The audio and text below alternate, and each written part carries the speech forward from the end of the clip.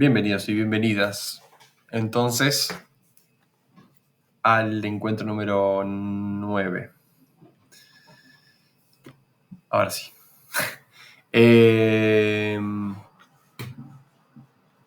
Bueno, ahí le mandé recién el link, a ver si le enganchamos así la UCAR, si se copa, que siempre amaga que se suma. Estaría buenísimo, justo le comenté lo que hablamos, el capítulo que hablamos el encuentro anterior. Me dijo, bueno, vos lo habías dicho, Gallo, es importantísimo, es central, dice que lo volví a leer, se recopó. Así que esperemos que estaría re lindo que Cielo se sume. Bueno, ¿querés arrancar vos, Gallo, a leer? ¿Querés que arranque yo? Comparto. Yo leo. Estoy buscando la página exacta, pero Sí, sí leo, amigo. acá está, la tengo. Es la 94. Porque leímos todo el... Todo el 5 lo leímos Sí, y sí, quedamos ahí porque era mucho. sí, Pegamos una acelerada importantísima. sí. Y ahora vamos a leer la última entrada. Si querés, Tincho, ponele como el ancho de página, así se ve un poquito más grande. A ver. Ponele ahí en la lupita el Sí, sí, sí, sí. ciento, Sí, un sí, sí. poquito más ancho. Perfecto, perfecto. Ahí está. Ahí está. Y que Bueno, quede con ese fondo. dale. Vamos a leer entonces la última entrada del capítulo 1, la angustia como supuesto del pecado original y como medio de su esclarecimiento, precisamente retrocediendo en la dirección de su origen. Permítasenos ahora repasar con todo detalle y exactitud la narración del Génesis. Además, al hacer este ensayo, procuremos desechar la idea fija de que esa narración es un mito, recordando al mismo tiempo que ninguna época ha sido tan diligente como la nuestra en eso de fabricar mitos de la inteligencia, hasta tal punto que incluso produce mitos en el momento mismo en que intenta exterminarlos a todos. Adán, según la narración genesíaca, fue creado por Dios, dio nombres a los animales. Ya tenemos aquí el lenguaje, aunque de un modo todavía imperfecto, como el de los niños, que lo aprenden conociendo los diversos animales por el abecedario ilustrado. Pero no contaba con una compañía adecuada. Entonces fue creada Eva, siendo formada de una de sus costillas. Eva entabló con él una relación todo lo íntima que pudo, pero a pesar de ello se trataba todavía de una relación externa. Adán y Eva constituyen solamente una repetición numérica. En este sentido, lo mismo daba que hubiese un solo Adán o 1000 Adanes. Esto por lo que respecta a la descendencia de la especie humana de una sola pareja. A la naturaleza no le gusta la superfluidad sin sentido. Repito, a la naturaleza no le gusta la superfluidad sin sentido. Por eso, si se admite que la humanidad desciende de muchas parejas, entonces ha habido un determinado momento en que la naturaleza estuvo en condiciones de absoluta superfluidad. Pero tan pronto como es puesta la relación de la generación, ya no hay ni siquiera un solo hombre que esté de sobra, pues cada individuo es sí mismo y la especie. Siguen luego la prohibición y la sanción. La serpiente, sin embargo, era más astuta que todos los animales de la tierra y sedujo a la mujer. No pocos sentirán aquí el afán de llamar a esto un mito. Sea, pero sin olvidar en todo caso que este es un mito que no perturba para nada el pensamiento ni tampoco embrolla el concepto como lo hacen los mitos de la inteligencia. El mito exterioriza siempre lo que es interior. Aquí hay que empezar por prestar atención al hecho de que la mujer es tentada primero y que luego ella tienta al varón. Más adelante, en otro capítulo, intentaré desarrollar en qué sentido es la mujer el sexo débil, según se dice, y además trataré de cómo la angustia es más propia de la mujer que del varón. En las páginas anteriores leo la llamada que escribe el propio Kierkegaard. Con esto no queda zanjada ni muchísimo menos la cuestión de la imperfección de la mujer en relación con el varón. Aunque la angustia le pertenezca más a ella que al hombre, sin embargo, la angustia no es ninguna señal en absoluto de imperfección. La imperfección que cabría mencionar aquí radica en otra cosa distinta, a saber, en que la mujer trata de salir de la angustia buscando un apoyo más allá de sí misma, buscándolo en otro ser humano, concretamente en el varón. En las páginas anteriores hemos recordado con insistencia que la interpretación expuesta en esta obra no viene a negar la propagación de la pecaminosidad a través de la generación, o, dicho en otras palabras, que la pecaminosidad en la generación tiene... Uy, alguien tiene el mic abierto. Lo único que no deja nunca de afirmarse es que aquella progresa continuamente según determinaciones cuantitativas, en tanto que el pecado siempre se introduce mediante el salto cualitativo del individuo. En este mismo punto en que estamos, podemos descubrir muy bien ese progreso cuantitativo de la generación. Eva es lo derivado, sin duda que ha sido creada de la misma manera que Adán, pero partiendo de una criatura anterior. Sin duda que es inocente del mismo modo que Adán, mas hay en ella como la sombra de una disposición.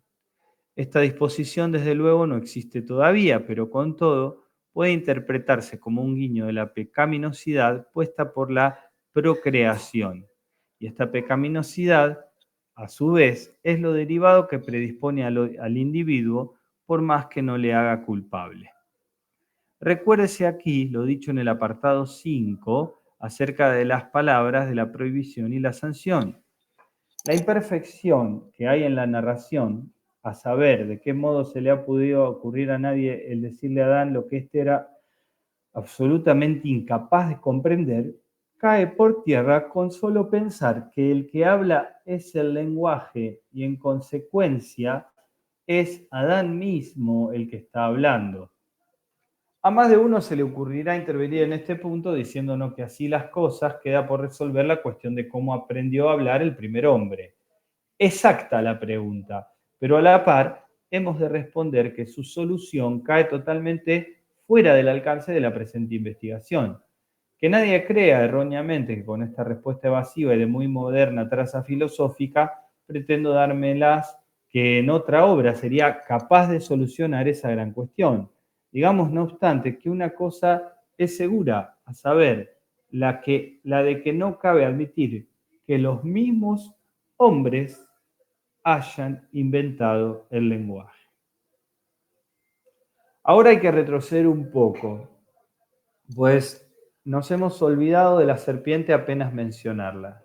Que conste que no soy amigo de ingeniosidades. En este sentido de ovolente, no me cansaré nunca de hacer frente a las tentaciones de la serpiente infernal, que así como al principio se dedicó a echar lazos a Adán y Eva, con el decurso de los tiempos se ha puesto a tentar a los escritores para que sean ingeniosos. Dicho esto, tampoco dejaré de confesar lisa y llanamente que no me es posible enlazar ninguna de mis ideas concretas con la serpiente del relato bíblico. Por otra parte, con lo de la serpiente está ligada una dificultad completamente distinta, a saber, que de ese modo se hace que la tentación venga de afuera. Esto está en total contradicción con la misma enseñanza de la Biblia, en concreto contra el conocido texto clásico de Santiago, según el cual Dios no tienta a nadie ni puede ser tentado por nadie, sino que cada uno es tentado por sí mismo. Por lo tanto, quien haciendo que el hombre sea tentado por la serpiente cree haber prestado un servicio a Dios y con ello estime estar de acuerdo con la afirmación de Santiago que Dios no tienta a nadie, ese tal choca inmediatamente con la afirmación adjunta, que Dios no es tentado por nadie. Es una cosa evidente, puesto que al inmiscuirse la serpiente entre la relación entre Dios y el hombre, el tentado de aquella contra el hombre también es una tentación indirecta contra Dios. Y como si esto fuera poco, se choca además contra lo tercero, que cada uno es tentado por sí mismo. En este momento sobreviene la caída. La psicología no puede explicar la caída, ya que es el salto cualitativo. Sin embargo, vamos a considerar por unos instantes las consecuencias tal como se nos exponen en ese relato. De este modo, fijamos los ojos una vez más en la angustia como supuesto del pecado original. Las consecuencias fueron dos: que el pecado vino al mundo y que quedó establecida la sexualidad sin que lo uno pueda separarse de lo otro. Esta dualidad es de la mayor importancia para esclarecer el pecado, el estado primitivo del hombre. Porque si el hombre no fuese una síntesis que descansaba en un tercero, ¿cómo una sola cosa habría tenido dos consecuencias? Además, si no fuera una síntesis de alma y cuerpo sustentada por el espíritu, tampoco habría sido posible que la sexualidad quedase introducida justamente con la pecaminosidad. Dejemos a un lado las fantasmagorías de los proyectistas y admitamos simplemente la existencia de la diferencia sexual con anterior a la caída, haciendo con todo la salvedad de que en realidad no existía, ya que no se da en la inocencia. En este respecto, la misma Escritura está de nuestra parte. La inocencia era Adán en cuanto a espíritu, un espíritu que estaba soñando. Por consiguiente, la síntesis no es real, pues lo que une es cabalmente el espíritu y todavía no está puesto en cuanto tal. En los brutos puede desarrollarse la diferencia sexual de una manera instintiva, pero el hombre, precisamente por ser una síntesis, no puede tenerla así. Cuando el espíritu se pone a sí mismo, pone también la síntesis, pero no sin antes haberla traspasado por separado. Ahora bien, el ápice de lo sensible es exactamente lo sexual. El hombre solo puede alcanzar este ápice en el momento en que el espíritu se hace real. Antes de este momento, el hombre no es animal, pero tampoco es propiamente hombre. Y al hacerse hombre, no resulta tal, sino en la medida en que es también animal. Por tanto, la pecaminosidad no es la sensibilidad. De ninguna manera, pero sin el pecado, ninguna sexualidad, y sin la sexualidad, ninguna historia. Un espíritu perfecto no tiene ni la una ni la otra.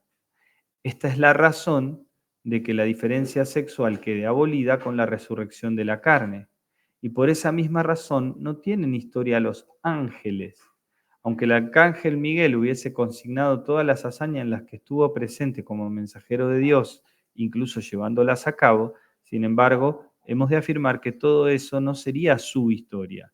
Solo con la sexualidad está puesta la síntesis en cuanto a contradicción, pero también, cosa que acontece con todas las contradicciones, como tarea cuya historia comienza en el mismo momento.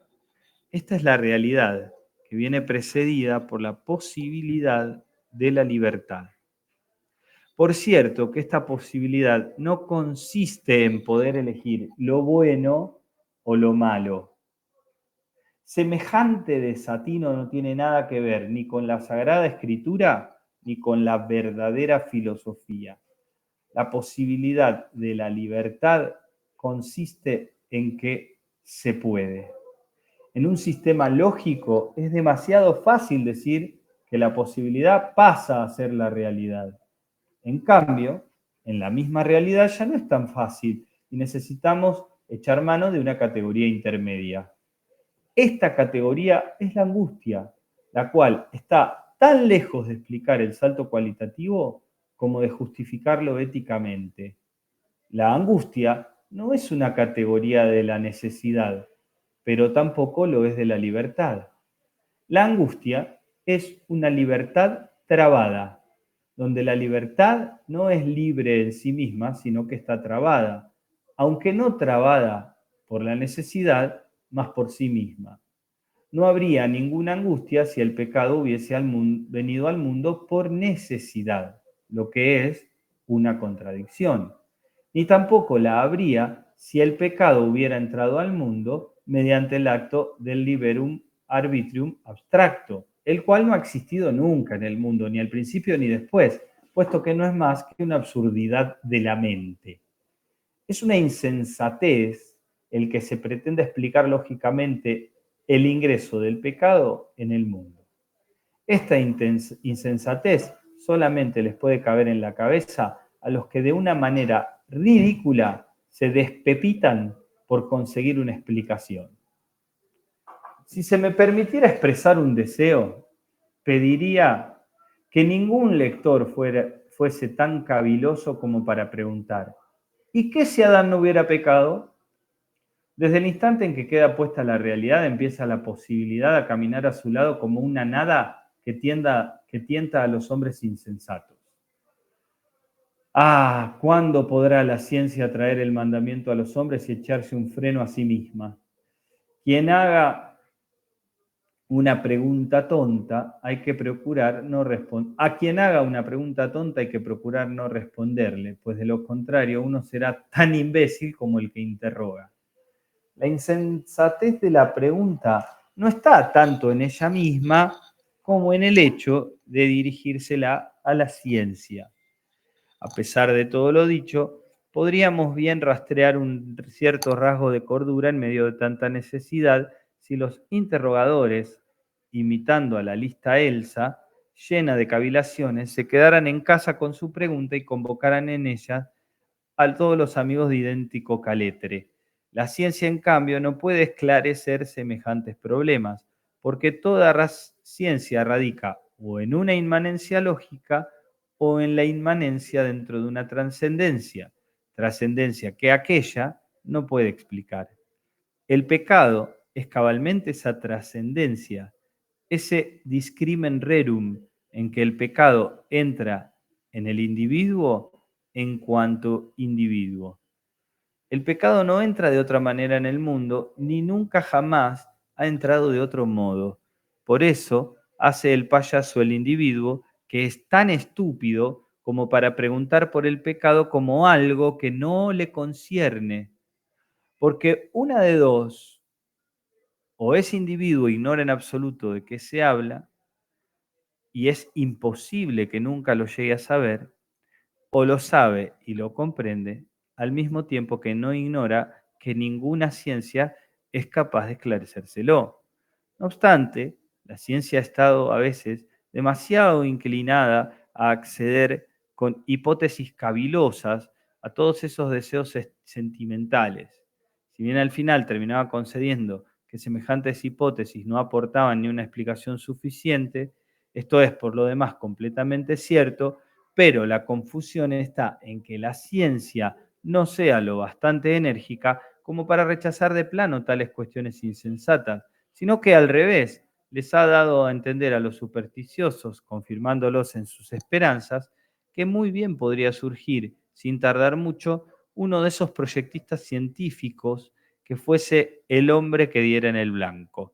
Se comenta que el pecado vino al mundo hace 6.000 años y se dice esto exactamente con el mismo énfasis que se pone al afirmar que ya hace 4.000 que Nabucodonosor se convirtió en buey. Así no es de extrañar que la explicación resulte a tono con lo dicho. Con todo esto, lo que se logra es convertir en la cosa más difícil aquello que en cierto sentido es lo más sencillo del mundo. Lo que el hombre más simple comprende muy bien a su manera, porque entiende que no hace justamente 6.000 años que el pecado vino al mundo, eso mismo, recurriendo al arte de los proyectistas, lo ha lanzado la ciencia al aire como si fuera una pregunta de concurso, una pregunta que nunca ha sido todavía respondida satisfactoriamente. El hombre, cualquiera que sea, no tiene otra manera de llegar a comprender cómo ha entrado el pecado en el mundo, si no es partiendo única y exclusivamente de su interioridad. El que pretenda aprenderlo de otro hombre, eo ipso, lo entenderá mal.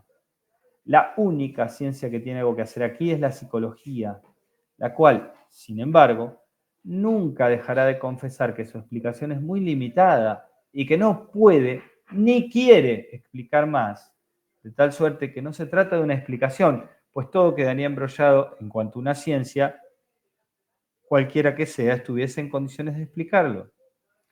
Es ciertísimo que todo hombre de ciencia debe olvidarse de sí mismo, pero en este sentido también es una suerte que el pecado no sea un problema científico. Y consiguientemente ningún hombre de ciencia, ni tampoco ningún proyectista pueden sentirse de veras obligados a olvidar cómo vino el pecado al mundo. Si ellos lo quieren, si quieren olvidarse tan generosamente de sí mismos, entonces con su celo enorme por esclarecer todos los asuntos de la humanidad, resultarán tan cómicos como aquel consejero áulico que de tanto dar a propios y extraños sus tarjetas de visitas, se le llegó a olvidar al fin su propio nombre. O también puede suceder que su entusiasmo filosófico les haga tan olvidadizos de su propia persona que necesiten a su lado una esposa de buena pasta y sobria a quien pueda hacerle sus preguntas decisivas, como el caso de Soldino, que era un librero de Copenhague, el cual, estando también en cierta ocasión entusiásticamente olvidado de sí mismo y perdido en la objetividad de la charla, le preguntaba a Rebeca: Rebeca, ¿soy yo el que te está hablando? Es muy lógico que las ideas que he expuesto les parezcan altamente acientíficas a los hombres de ciencia que son la admiración de mis muy respetados contemporáneos. No podía ser de otra manera, puesto que esos hombres, al manifestar ante sus huestes una preocupación y un afán tan extraordinarios por el sistema, de seguro que también tienen que estar muy preocupados por encontrar un sitio para el pecado dentro del sistema.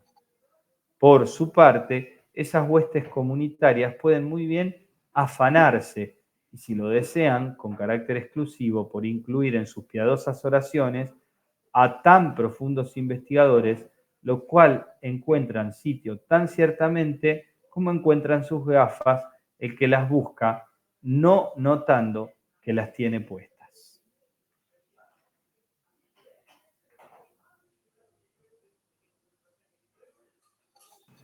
Hay de todo acá. Sí, yo no paré porque viste que él parece que no respira cuando escribe. Sí, Tira, sí, sí. tira, tira, tira y hay como 3 temas por lo menos. Ahí está Cielo. Qué bueno, che. Qué Hola, cielo, ¿cómo andás? Hola, hola, bien, acá. Justo vengo también de la universidad, estuve compartiendo un poco las figuras de la subjetividad en Kierkegaard y en Heidegger, así que me meto acá de lleno con esto también. Nunca, nunca menos manija, ¿o no? Sí, sí, relajada, Cielo. Heidegger, Kierkegaard. Está bien.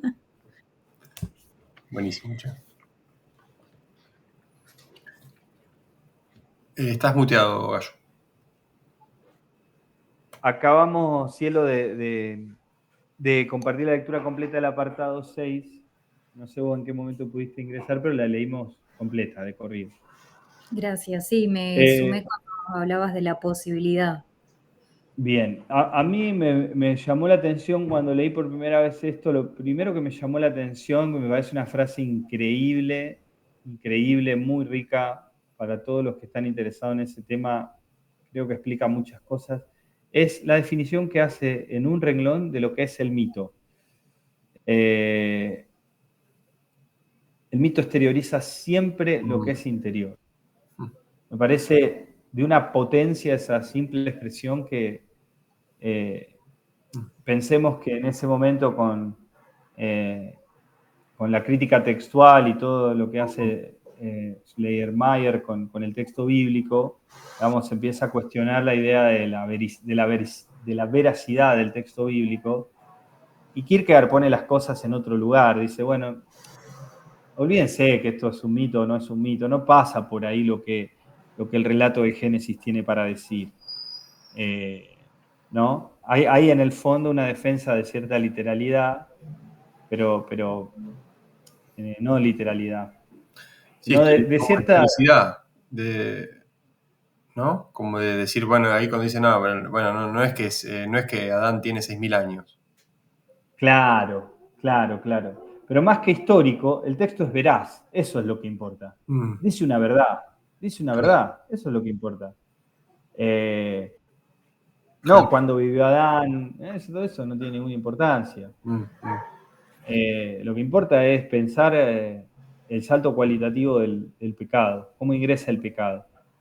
Y Eso esto me parece clave. en paralelo me hace pensar en Hans Küng, un teólogo alemán que me gusta mucho, mi favorito, que él cuando toca el tema de la veracidad en los textos bíblicos, está bueno porque se corre de la cuestión como fáctica, digamos, ¿no? Bueno, esto es verdad porque pasó, ¿no? Como estamos acostumbrados, o por lo menos eso es muy siglo XX, ¿no?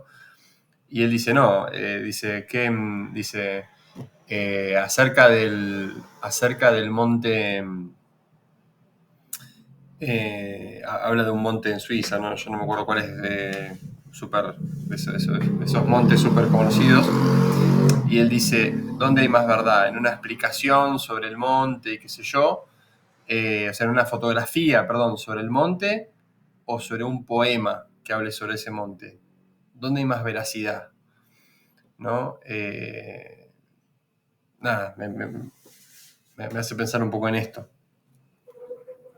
Claro, el mito siempre manifiesta exteriorizando lo que es interior.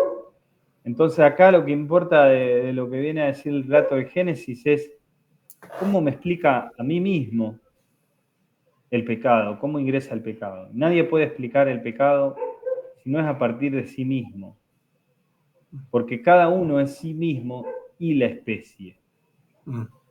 Que esto lo retoma de lo que habíamos leído en los primeros encuentros. Y acá el título del apartado es interesante porque dice, el título del apartado dice, la angustia como supuesto del pecado original y como medio de su esclarecimiento, precisamente retrocediendo en la dirección de su origen. Es decir, volvemos a esa introducción en la que dice, ¿quién se tiene que ocupar de la cuestión del pecado? La ética no, porque esto no se trata de elegir entre qué es lo que está bien y qué es lo que está mal. El pecado no es lo malo, éticamente hablando. La psicología, y sí, pero hasta un punto. ¿Hasta qué punto? Hasta el punto de la angustia, como fenómeno que viene a ayudarnos a entender, a esclarecer la cuestión del pecado. Entonces, el pecado es asunto de la dogmática. ¿No? Es asunto de la dogmática. Ahí es donde no entiendo a qué referencia, o sea, cuando decís, bueno, está bien, listo, esto es algo de la ética, no, está bien. Esto es algo de la psicología, sí, ¿qué cosa? La angustia, ok, porque es un fenómeno, entiendo yo, propio del mundo interior del humano. Está. Pero cuando dice de la dogmática, ¿a qué se está refiriendo? ¿A la cuestión religiosa? Exactamente. Exactamente. No hay pecado original porque la ciencia lo pueda explicar. Hay pecado original porque eso lo pone la dogmática. Entiendo eso, no sé qué entiende el resto. Ahí me parece muy clave la diferencia que él hace entre primera ética y segunda ética en la introducción, ¿se acuerdan? Lo mencionas. Desde eso es muy interpretable, me parece a mí, lo de la dogmática y la ética, como él la entiende. Yo, desde mi lectura y desde mi interpretación, cuando él habla de la primera ética y de la dogmática, entiendo que se refiere más a una cuestión propiamente confesional, diría, o algo más particular o situado donde el bien y el mal están bien determinados y son hasta normativos. Entonces rigen las conductas, digamos, de quienes se consideran creyentes. Y una segunda ética que no va tanto por la religión, sino por lo religioso. Sí,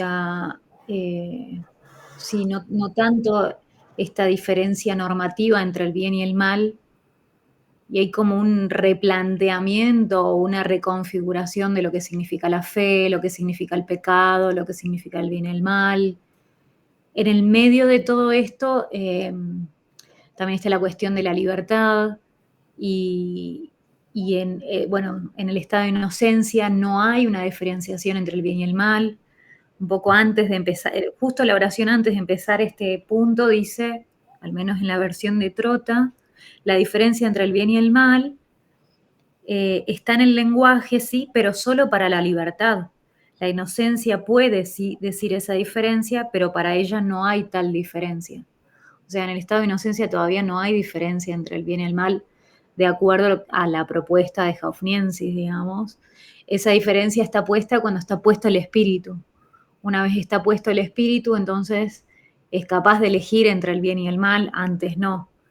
Y entonces, volviendo a esto de la dogmática, de la ética, yo entiendo que cuando él habla de ética, habla de la segunda ética, en donde el movimiento es de abajo hacia arriba, de la existencia hacia el ideal, y no de lo ideal hacia la existencia, como en la ética primera. Y entonces lo que rige la conducta no es tanto el bien y el mal normativo o el pecado entendido como lo malo, sino más bien todo lo que tenga que ver con asumir la condición de espíritu. Espera, porque tiraste un millón de cosas. En esta mirada como de dos éticas, se puede decir, a ver, que la segunda ética es como otro estado evolutivo de crecimiento del ser humano, una cosa así, como de pasar de un lugar No, creo que más... dos perspectivas, diría. Como dos perspectivas diferentes, paralelas. No hay una evolución. Él habla del fracaso de la primera ética. Dice, la primera ética presupone la perfección del hombre y no presupone la imperfección o el pecado del hombre, y entonces eso es lo que la lleva al fracaso. Y ese fracaso da lugar a una segunda ética. Está bien. Exacto, pone la idealidad, dice. Pone la idealidad, y la exigencia. Está la exigencia, que es el estado ético propiamente, ¿no? Y en este sentido yo pensaba esta semana, miren, parece una boludez lo que pensaba, pero me parece que explica un poco por qué los jueces se ponen peluca en algunos países, o se ponían, ¿no? ¿Por qué se ponen la toga y la peluca? Lo hablábamos el otro día en casa con mis hijos esto. Porque, claro, en ese momento el juez es la ley. Pero ¿qué hombre puede decir que cumple todas las leyes? Si ese juez concreto, en tanto persona humana, no se pusiera la toga y la peluca, sería él mismo el que juzga. Entonces, hay una máscara, hay un disfraz para poder decir, soy la ley, porque nadie puede cumplir toda la ley. Que es el gran asunto por eso Kierkegaard es re paulino en un montón de aspectos, ¿no? En cuanto a su desarrollo teológico. ¿Por qué? Porque no hago el bien que quiero, el mal que no quiero hago. Entonces, yo puedo saber lo que está bien y que no me salga a hacerlo. Esa es la primera ética, que es la de la idealidad, la de la exigencia, y la idealidad, digamos, que también acá hay una crítica implícita a Hegel. La idealidad lo que supone es cierto hiperracionalismo, ¿no? Entonces la racionalidad de las leyes, sí, vos podés escribir todas las leyes que quieras, pero si el hombre no está puesto en cuanto a espíritu y determinado en cuanto a la libertad, a la posibilidad y a la elección libre de sus posibilidades, si no hay ese fondo espiritual, entonces no es posible que esa ley, esa primera ética, se realice. Por eso el fracaso que explica Cielo. ¿No? Entonces, el gran asunto es el pecado. Ahora, al pecado no le puedo entrar directamente. Lo puedo esclarecer a partir del fenómeno angustia. Sí sé. Sí, me hiciste acordar a la parábola del hijo pródigo, cómo era, o sea, la idealidad del hijo que permanece a su lado, y el valor que tiene el otro al volver, digamos, del error. La segunda ética me parece que tiene más que ver con una práctica. ¿Viste como los alcohólicos que te dicen, soy alcohólico? No es que lo supere, todos los días lo supero. Algo así me hiciste pensar en eso. Totalmente, totalmente. Por eso la idea de la caída, que bueno, yo es lo que estoy investigando en relación a Heidegger, esto de estar permanentemente cayendo, digamos, o ser un ser cadente, ¿no? Siempre estamos a punto de caer, digamos. Entonces acá el fundamento que está puesto es la gracia y el amor de Dios al que uno puede acceder solo a través de la fe. Ahora Kierkegaard es demasiado profundo como para ponerlo cual si fuera un catequista, ¿me explico? Para ponerlo así, en esos dos renglones que yo lo dije. ¿Por qué? Porque ninguna verdad puede ser dicha directamente, el ser humano la tiene que descubrir en su interioridad. Entonces yo puedo afirmar con total fuerza que el fundamento que está puesto es a partir del amor y la gracia de Dios, y por eso la fe en ese amor me rescata, me salva, pero eso puede que no signifique nada para los que están escuchando acá. Porque eso, si no se experimenta en esa segunda ética, si no se experimenta a partir de una elección libre desde la interioridad del sujeto, no va a ser nunca una realidad ni una verdad. Bueno, a eso me refería con lo evolutivo, como que es un salto cualitativo, me parece a mí, pasar a la... Eso es otra cosa. El salto cualitativo no es evolución. Me parece que ahí hay una diferencia, pero sí, ese es el salto cualitativo. Y el salto lo puede dar la fe. El salto lo puede dar la fe. Lo único que puede dar el salto es la fe. Y por eso la cuestión del pecado también solo se accede por la fe. Y que no tiene que ver con el conocimiento, perdón. O sea, una fe que no tiene que ver con el conocimiento. No en un sentido cognitivo. Él define la fe acá. Define la fe como la certeza interior de la anticipación de la infinitud. Pará. Es increíble. Pará. ¿Cómo? Lo hace más adelante igual. No, pero yo no lo escuché eso. La certeza... No, más adelante. La certeza interior... La certeza interior de la anticipación de la infinitud. Está en el capítulo 5, el último. Me fui. Voy a dejarlo el capítulo 5 es el que habla de lo demoníaco, ahí se pudre todo, ahí está buenísimo. En realidad es un poco después, en el 5. En el 4 habla de lo demoníaco. Pero sí, está en relación, total. Sí. No me hizo acordar a otra cosa, pero no quiero mezclar, por favor, siga.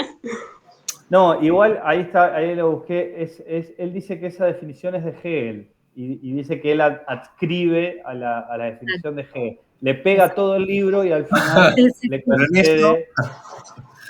Sí, la toma de Hegel. Che, sí se mezcla, ¿eh? Hay algo también... No, porque dijo certeza y me sonó a saber, y por ahí no es. No, certeza interior. Eso certeza es lo interior. Sí. Les quería, no sé si ustedes vieron esa imagen de la cabra que pega el salto y que alguien escribió algo sobre la cabra que salta entre las montañas y que dice que la cabra puede pegar ese salto porque la cabra no piensa, no calcula, la cabra ya está del otro lado antes de pegar el salto. Bueno, lo voy a buscar y se los voy a pasar porque es muy, muy lindo, muy ilustrativo. Voy a permitirme ir por ahí, un cachito, perdón. Con algo que leí hoy, muy interesante en esa línea, que digamos, que quién puede tener fe, digamos, en algún punto, quién puede tener esperanza. Y acá, en este libro, El espíritu de la esperanza, dice que lo cita Deleuze y dice que el que, digamos, solamente puede un idiota, digamos, ¿no? el que no le mete tanta bocha. Nada, comentario de margen. Che, tengo que conectar mi compu. No solamente apago mi cámara. Bueno, una cosa acá interesante también, me parece que no se nos puede pasar por alto, es la cuestión de la diferencia sexual y del vínculo entre sexualidad y pecado. Yo creo que ahí hay mucha tela para cortar, incluso con la culpabilidad, digamos, que en el ámbito de lo religioso se experimenta lo sexual. Y creo que hay acá una cuestión casi de avanzada, digamos, para toda la historia de la psicología y de la filosofía, del vínculo que establece Kierkegaard con la cuestión de la interioridad, la sexualidad y esa relación con el pecado. También ha dado mucha tela para cortar la visión que tiene él sobre la mujer. Algunos dicen que sí, otros que no, pero me da la impresión a mí que hay una cierta misoginia que es muy propia de la época y que está denunciada por un montón de autoras del siglo XIX. No sé cómo lo leyeron ustedes a esa parte. Sí, yo quería, Graciano, referido a lo anterior, a mí hay una parte que, así como vos marcaste anteriormente lo que te había llamado la atención, a mí también, con relación a esto último que dijiste, no tanto lo de la mujer, cuando él, en la página, bueno, yo tengo la página 74, dice, por lo tanto, la pecaminosidad no es la sensibilidad, de ninguna manera, pero sin el pecado, ninguna sexualidad, y sin la sexualidad, ninguna historia. Porque ahí es interesante cuando no vincula la pecaminosidad con la sensibilidad, entendida como que muchas veces se habla de que, bueno, la sensibilidad y todo eso es algo objetable, prohibido, etcétera. Y ahí esta es una afirmación fuerte, en el sentido que vos lo empezaste a señalar, ¿no? Me parece extraordinario, Rick, lo que traes, porque, mirá, hay una cuestión que lo analizábamos mucho estudiando filosofía judía, y es que el cristianismo en algún punto es la herejía, en tanto Dios se hace carne, digamos, ¿no? Para el judaísmo hay una herejía tremenda ahí. Y entonces no hay fe cristiana sin esa sensibilidad, sin cuerpo. O sea, el cuerpo tan negado a lo largo de la historia de la iglesia cristiana, el cuerpo tan negado, es la base de nuestra fe. Yo quise escribir algo al respecto en un artículo que salió en un libro de un amigo, no sé si me salió, pero la idea de esa indómita luz que se hace carne en mí, para traerlo al gran Charlie que cumplió los años. Sí, Graciano, y completando esto que vos decías, yo recuerdo que en las obras del amor, no me acuerdo en qué capítulo, él hace una cita bíblica que dice, así como Dios no ha prohibido ni que los hombres puedan comer o beber, tampoco prohíbe lo de la sexualidad, ¿no? Es decir, la sexualidad, digo, la sensibilidad, pongámosle.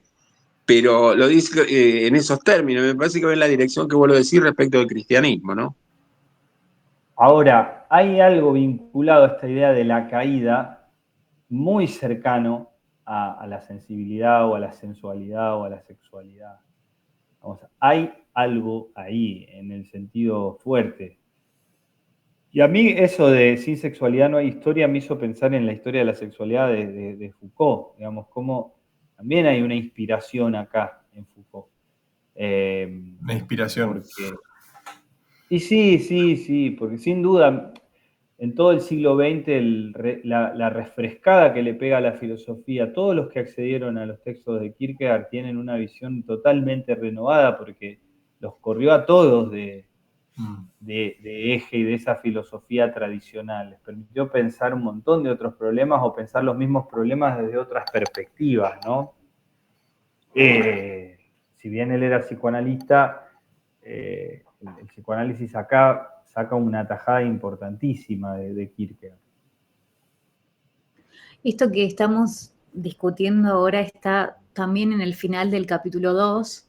Hay como un apartado, por lo menos en la edición de Trota, hay como una línea incluso que divide lo que se viene hablando con lo que se empieza a hablar. Y ahí Hafniensis escribe, la sensualidad entonces no es la pecaminosidad, y después vuelve a decir, lo sexual no es pecaminosidad, y vuelve a repetir, la sensualidad no es pecaminosidad, y dice incluso, y sin embargo, la sensualidad está ahí, pues Adán necesitaba comer, beber y cosas semejantes. O sea, lo opuestos en el origen. Está bueno. Lo que me genera la pregunta es, ¿a qué se referirá bien con que la sexualidad es la historia? ¿Será porque... No, sin Porque sexualidad... hasta en estado de inocencia el ser humano está como dormido, dice él. Está Claro. como dormido, el espíritu no está puesto, está dormido. Yo lo pienso también, ¿no? Si lo pensamos en el desarrollo de una persona, de un ser humano, ¿no? O sea, cuando tiene su despertar sexual, hay una cosa que cambia rotundamente en la subjetividad, ¿no? Hay algo, ¿no? Hay un sacudón, digamos, espiritual, por decirlo así, ¿no? Por eso son tan trágicas las historias de abusos y demás, y dejan tantas marcas. Porque hay algo ahí muy sagrado. ¿Qué es el despertar sexual? No sé cómo decirlo. Como la conciencia, diría. La conciencia y la experiencia más consciente de todo ese mundo sexual. Pero perdón, Graciano, y me adelanto también como se adelantó Cielo, porque hacia el final del capítulo que ella menciona, dice, la verdad que de nada sirven todas las abstracciones una vez que lo sexual ha sido puesto como punto culminante de la síntesis. La tarea consiste naturalmente en incorporarlo a la esfera del espíritu. Afirmemos entre paréntesis que aquí radican todos los problemas morales que plantea lo erótico.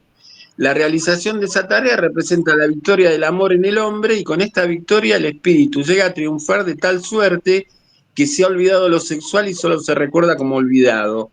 Cuando esto acontece, la sensibilidad quedó transfigurada en el espíritu y con ello disipada la angustia. Tremendo. Impresionante. ¿Cómo está eso?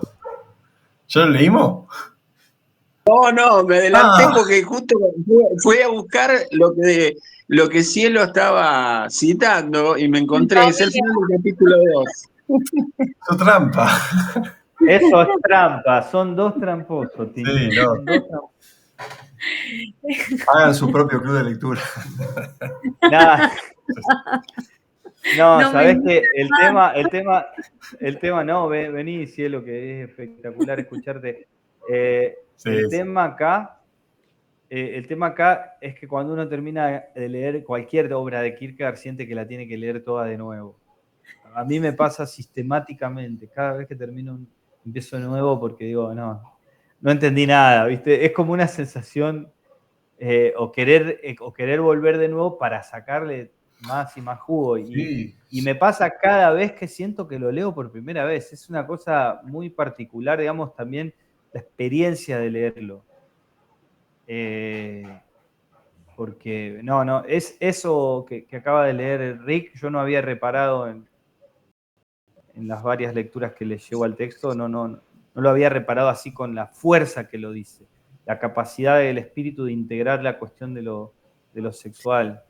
Y ahí también hay una categoría que plantea la posibilidad de eliminar la angustia. O sea, esto también es fuerte en Kierkegaard, porque él habla de aprender a angustiarse.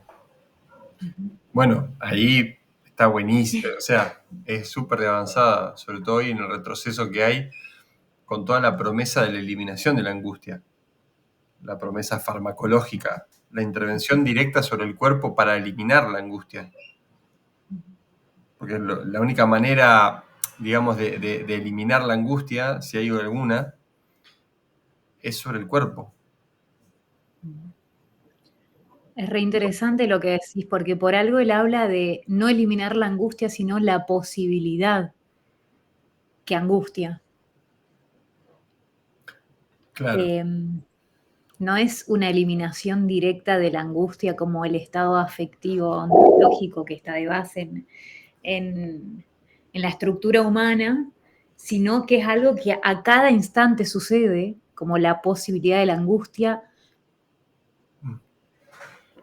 Ahí hay que definir qué es angustia también, ¿no?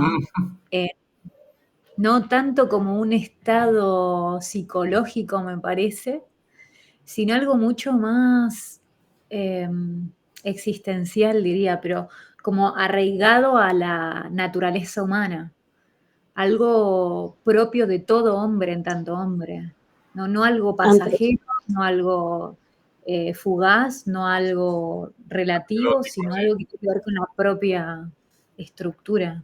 Sí. Pero bueno, ese ya es otro tema.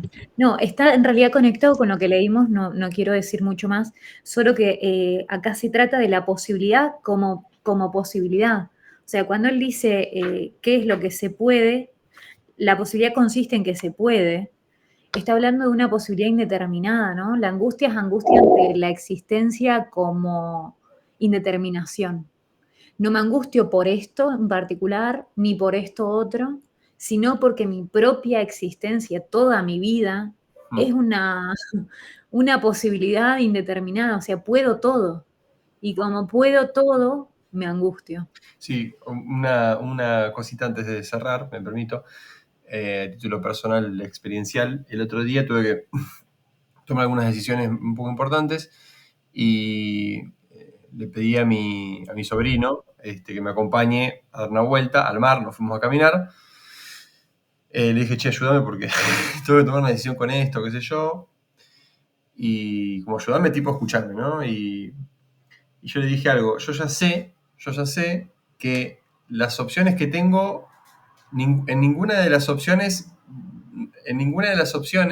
está la posibilidad de que yo no me angustie, ¿no? Como que, y era angustiante eso, pero a la vez, en un punto medio reconfortante, decir, bueno, no se me va a ir la angustia.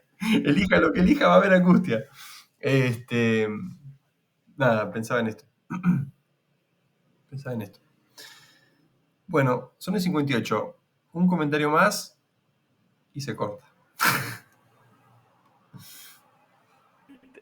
Che, no, me parece espectacular. Creo que hay mucho más para sacar de este apartado. Está la cuestión del momento de la caída, que para mí es súper importante. Cuando él plantea sacar a la serpiente de la ecuación, me encanta. Bueno, yo no tengo nada que ver con la serpiente. Vos que estabas preocupada, María Ángeles, con el tema de los animales, también acá hay una cuestión que dice algo de los animales al principio. Dice que el ser humano es animal, pero se animaliza también en cuanto está puesto el espíritu, ¿no? Eso es interesante. En el medio no es ni animal ni hombre, dice. Antes de eso, no es ni animal ni hombre. Pero después cuando habla de la serpiente, dice, bueno, saquemos a la serpiente de la ecuación. ¿Por qué? Porque nadie puede ser tentado si no es por sí mismo. Dios no tienta a nadie y no puede ser tentado por nadie. Entonces, la caída no es propiamente la tentación, sino cuando uno cede a ese sí mismo por el cual uno es tentado, que eso es entiendo yo, es la concupiscencia, ¿no? Es decir, ¿qué es eso que a mí me tienta? ¿Y me tienta a qué? Ya que hicieron trampa Rick y Cielo, voy a hacer trampa yo también, más adelante va a venir la cuestión del pecado como la no libertad. Digamos, si bien el pecado no puede ser una cuestión de necesidad, que eso quedó claro en este apartado, el pecado no es una necesidad.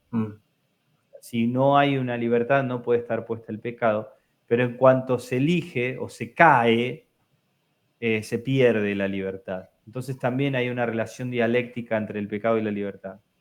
No es necesidad, pero no es necesariamente libertad. Entonces también acá aparece la posibilidad de la salvación, que solo va a ser por la fe. Bueno. Yo brindo con agua por ustedes y me voy a ver a las gallinas. Hoy juega River. Vas a ver. Vas a gozar de su desgracia.